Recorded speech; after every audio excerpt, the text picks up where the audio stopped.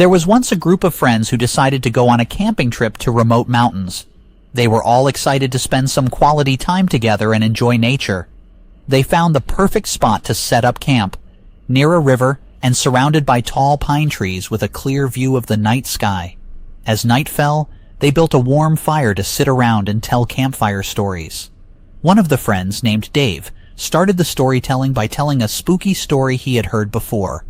His story was about a ghostly figure that lurked in the woods at night and preyed on unsuspecting campers.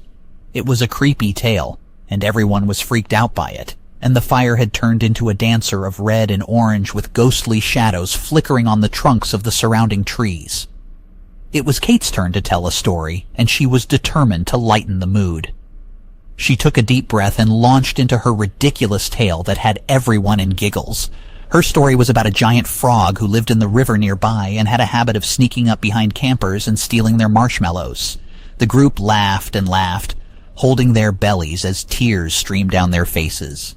They were feeling lighthearted and jolly until they realized that their marshmallows were indeed missing from their packs.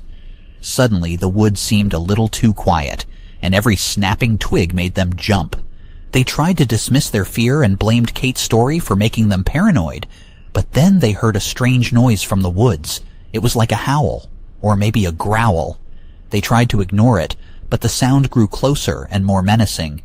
John, who was the bravest of the lot, grabbed a torch and stepped into the darkness to investigate.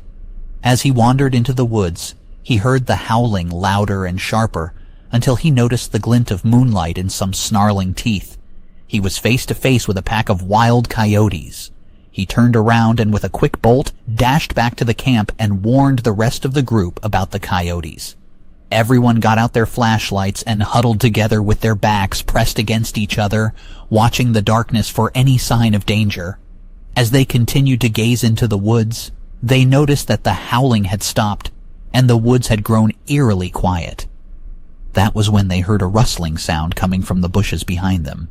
They all turned around, and to their surprise, they saw the giant frog from Kate's story. It was standing on its hind legs, looking at them with big, curious eyes. They couldn't believe what they were seeing, and for a moment, they were all frozen in place. But then the frog opened its mouth wide and began to speak. "Hello, human friends," it said in a booming voice. "I could not help but overhear your delightful stories, and I wanted to thank you for the entertainment."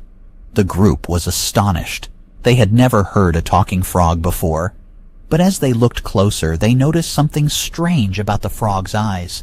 They seemed to glow with a strange, otherworldly light.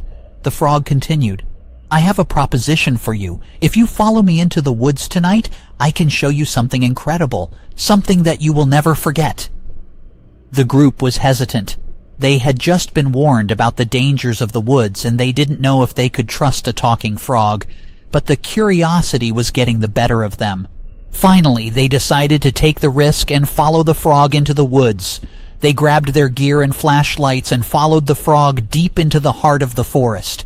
With every step, they felt like they were entering a different world. The trees grew taller, the air grew colder, and they could hear strange whispers in the wind. Finally, they reached a clearing in the woods.